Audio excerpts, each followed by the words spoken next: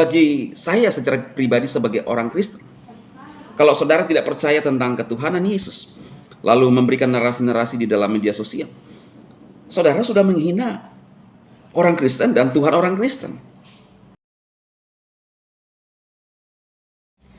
Shalom saudara terkasih dalam Tuhan Yesus Kristus. Salam jumpa bagi saudara seiman sekalian. Saya berdoa roh, jiwa, dan tubuh saudara dalam perlindungan Tuhan kita Yesus Kristus. Amin.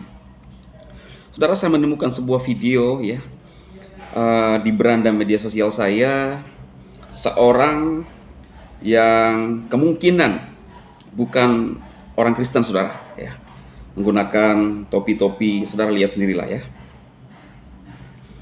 Sebelum saya menanggapi, kita dengarkan dulu pernyataan dia ya. Di Matius 3 ayat 17 itu mengatakan, inilah anakku yang kukasihi, kepadanya lah aku berkenan. Anak artinya dia bisa jadi hamba yang diutus oleh Tuhannya. Yang pertama ayatnya. Yang kedua, di kitab Markus. Di kitab Markus, dan pada jam 3 berserulah Yesus kepada Tuhan ini, Eli, Eli, lama sabachthani. Nah, jikalau memang betul-betul Yesus itu adalah Tuhan, mengapa dia berseru kepada Tuhan yang lain? Ya Allahku, kita manggil Allah di sini. Ya Allahku, Allahku, mengapa engkau meninggalkan aku? Yang artinya dia meminta pertolongan kepada Tuhan yang lain. Nah, jika memang dia Tuhan, mengapa dia minta pertolongan kepada Tuhan yang lain? Ini alasannya mengapa saya dengan lantang mengatakan bahwa Yesus itu bukan Tuhan dengan 3 dasar ini.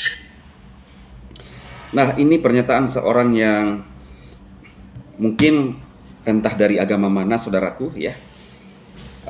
Tapi saya ingin memberikan satu. Nah, saudara, saya ingin menanggapi pernyataan daripada seorang yang tidak percaya Yesus ya. Saya nggak berani menyimpulkan karena saya nggak kenal namanya siapa. Hanya di kolom komentar itu dia mengatakan bahwa dia dari seorang Muslim ya, saudaraku, di komentar-komentar itu yang saya lihat. Nah, video ini saya tidak akan menanggapi juga dan tidak akan membahas secara teologis apa yang disampaikan, karena sekalipun mungkin saya menyampaikan secara teologis, tidak ada gunanya ketika kita tidak punya iman yang sama, tidak punya satu tujuan. Kali ini saya hanya ingin menanggapi dari sisi etika. Ya. Jadi kalau saudara tidak ingin ditanggapi ya. Karena kenapa kadang-kadang apologet Kristen bersuara itu karena menanggapi ya. Saudara, janganlah mengotak-atik iman kepercayaan orang lain. Kalau saudara sudah berpindah keyakinan atau juga memang saudara punya keyakinan yang memang dasarnya bukan jadi orang Kristen, tidak usah membahas agama orang lain. Ya. Karena nantinya ketika nanti kami memberikan jawaban, kami memberikan tanggapan, atau terkesan memberikan satu balasan, maka apologet Kristen jadi sasarannya. Nanti yang ditangkapi satu-satu itu adalah apologet Kristen. Ya. Jadi mari kita cerdas. Kalau saudara punya keyakinan yang berbeda dengan umat Kristen, jelaskanlah iman saudara, jelaskanlah kitab suci saudara. Tidak usah menjelaskan kitab suci orang lain. Saya tidak pernah membahas kitab suci orang lain. Ini jelas-jelaskan saudara. Kita lihat mereka menggunakan topi-topi kopiah itu identik dengan agama sebelah. Ya. Saudara kita dari Muslim. Ya, saya nggak menyimpulkan karena saya belum kenal orangnya. Ya. Artinya apa saudara? Saudara tidak punya kapasitas untuk menafsirkan Bible atau Alkitab orang Kristen.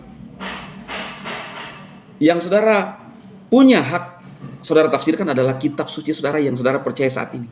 Jangan otak-atik iman kitab suci orang lain. Nanti ini menjadi satu masalah lagi.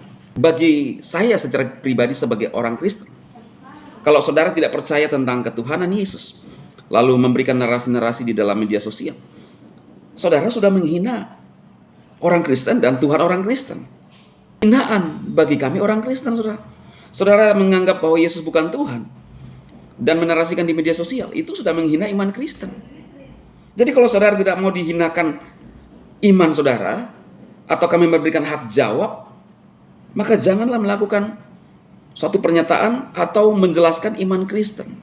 Mau saudara menanggapi iman Kristen, kitab suci orang Kristen, dari keimanan saudara nggak akan pernah cocok. Ini dari segi etika, saudara. Karena sekalipun mau ditanggapi dengan dalil atau makna secara teologis, tidak akan masuk. Itu sebabnya saya mau sampaikan kepada siapapun, juga kepada Kainama, kalau saudara sudah berpindah keyakinan, maka tidak usah lagi membahas Bible atau kitab suci orang Kristen. Bahaslah kitab saudara, apa yang diajarkan, apa yang saudara percaya saat ini. Ya, karena sangat mudah bagi orang Kristen, apologet Kristen, untuk ditangkap lalu dijerumuskan ke dalam penjara, walaupun hanya dengan menanggapi. Jadi mohon saudara mengerti, supaya kita bisa saling menghargai iman orang lain. Biar apa yang saya sampaikan ini menolong saudara-saudara sekalian, khususnya saudara seiman. Ya, kenapa saya tanggapi ini? Karena dari segi etika, ya, mereka tidak menghargai iman orang lain. Kalau saudara punya keyakinan yang lain, bahaslah kitab suci saudara dan ajarkanlah nilai-nilai kebaikan kepada jemaat saudara. Ya. Seperti juga kami orang Kristen, jangan saling mengganggu, saudara. Kalau saya membahas dari video-video saya, ada yang saya tanggapi, saudara, itu adalah hak jawab saya. Tetapi saya nggak pernah mengotak-atik isi kitab suci saudara sekalian. Biar apa yang saya sampaikan ini, ya, bisa memberikan, ya, sedikit bahan pemikiran bagi saudara-saudara kita dari seberang untuk tidak membahas keyakinan orang lain. Nanti sasarannya apologet Kristen yang berujung di penjara, saudaraku. Ya, Tuhan memberkati.